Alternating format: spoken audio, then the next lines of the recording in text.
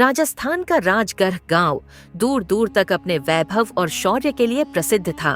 कभी इस नगर की गलियों में रौनक हुआ करती थी, पर अब यहाँ एक अजीब सा सन्नाटा पसरा रहता है।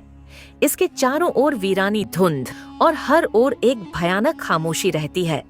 यहाँ के लोग दिन ढलते ही अपने घरों में बंद हो जाते हैं, क्योंकि उनके दिलों में एक ही डर था, देवालय का मंदिर। ये मंदिर राजगढ़ से कुछ ही दूर एक पहाड़ी पर स्थित था और उसकी ओर जाने वाला रास्ता घने वृक्षों और अंधेरे से घिरा हुआ था। लोग कहते थे कि इस मंदिर के बारे में सैकड़ों साल पुरानी एक भयानक कहानी है। कहते हैं इस मंदिर में जो भी रात्रि के समय प्रवेश करता है वो कभी वापस नहीं लौटता। मंदिर के चारों ओर एक ऐसा रहस्यमयी वातावरण था कि वहां जाने का साहस बहुत ही कम लोग कर पाते थे। इस मंदिर से जुड़े कई किस्से और कहानियां थीं। कुछ लोग कहते थे कि वहां रात्रि के समय अजीबोगरीब परछाइयां दिखाई देती हैं। कुछ ने वहां से लोगों के चीखने और रोने की आवाजें भी सुनी थीं। इस मंदिर के कारण पूरा राजगढ़ डर के साए में जी रहा था। एक दिन राजगढ़ में एक साधु आए। उनका नाम तपस्वी वेदाचार्य था, जो रहस्यमयी मंदिरों और प्राचीन ग्रंथों का अध्ययन करने में माहिर थे। जब वे राजगढ़ पहुंचे तो गांव वालों ने उन्हें देवालय के मंदिर की रहस्यमयी कहानियां सुनाई। उन कहानियों को सुनकर वेदाचार्य के मन में मंदिर के रहस्य को जानने की जिज्ञासा जाग उठी। गांव वालों ने उन्हें मंदिर के पास जाने से मना किया। बुजुर्गों ने बताया कि सालों पहले कुछ वीर योद्धाओं ने मंदिर के रहस्य को जानने का साहस किया था, पर वो वापस लौटे कभी नहीं आए। वेदाचार्य ने सबकी बातें ध्यान से सुनी और कहा, रहस्यों का अंत तभी होता है जब हम उन्हें जानने का प्रयास करते हैं। डर से नहीं, बल्कि साहस और ज्ञान से ही अंधकार दूर होता है।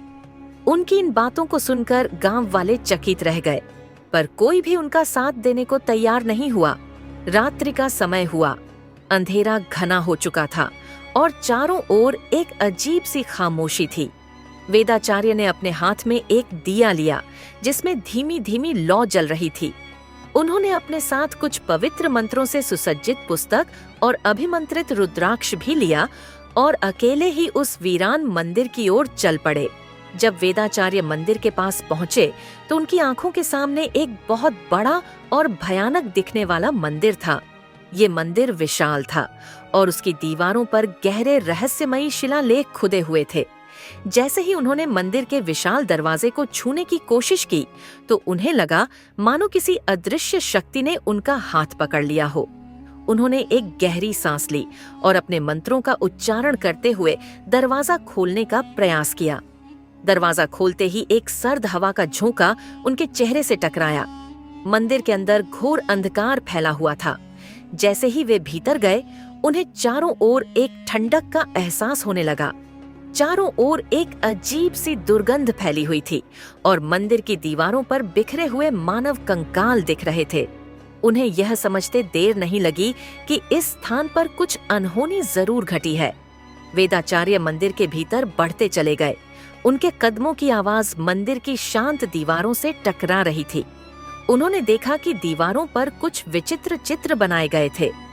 उन चित्रों में दिखाया गया था कि कैसे इस मंदिर में कुछ राक्षसी बलिदान की प्रक्रिया होती थी। उन्होंने ध्यान से देखा तो पाया कि वहां दीवारों पर संस्कृत में कुछ श्लोक भी लिखे हुए थे।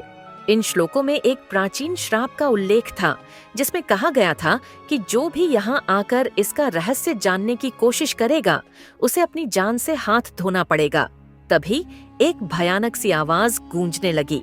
ये आवाज एक इंसान के चीखने और रोने की थी। वेदाचार्य ने देखा कि मंदिर के अंदर कुछ परछाइयां जलती हुई प्रतीत हो रही थीं। अचानक उन्हें ऐसा महसूस हुआ कि कोई उनके ठीक पीछे खड़ा है। उन्होंने पलटकर देखा तो सामने एक बड़ी सी परछाई उभर आई, जो दिखने में बहुत खतरनाक थी, जिसकी आंखों से रक्त बहता हुआ प्रतीत हो रहा था। उस आकृति ने अपने हाथ बढ़ाते हुए कहा, तुम यहाँ नहीं आ सकते, यह स्थान तुम्हारे लिए नहीं है। वेदाचार्य ने अपने मंत्रों का पाठ करना शुरू किया और उस आकृति से पूछा, कौन हो तुम? क्या यह तुम्हारा श्राप है जिसने इस स्थान को अभिशापित बना दिया है? तभी उस आकृति ने एक अजीब सा ठाका लगाया और कहा, तुम्हारी मृत्यु निकट है वेदाचार्य। यह श्राप टूट नहीं सकता और वह आकृति धीरे धीरे मंदिर की दीवारों में विलीन हो गई। वेदाचार्य के चेहरे पर हल्का सा डर और अचंभा दोनों थे। उन्होंने अपने आप को संयमित किया और आगे बढ़ने का निश्चय किया। वो यह रहस्य जानना चाहते थे, चाहे इसके लिए कुछ भी क्यों न करना पड़े। क्या वेदाचार्य इस भयानक रहस्य को उजागर कर पाएंगे? क्या देवालय का यह श्राप किसी प्राचीन बलिदान से जुड़ा हुआ है या इसके पीछे कोई और रहस्यमयी कारण छुपा है?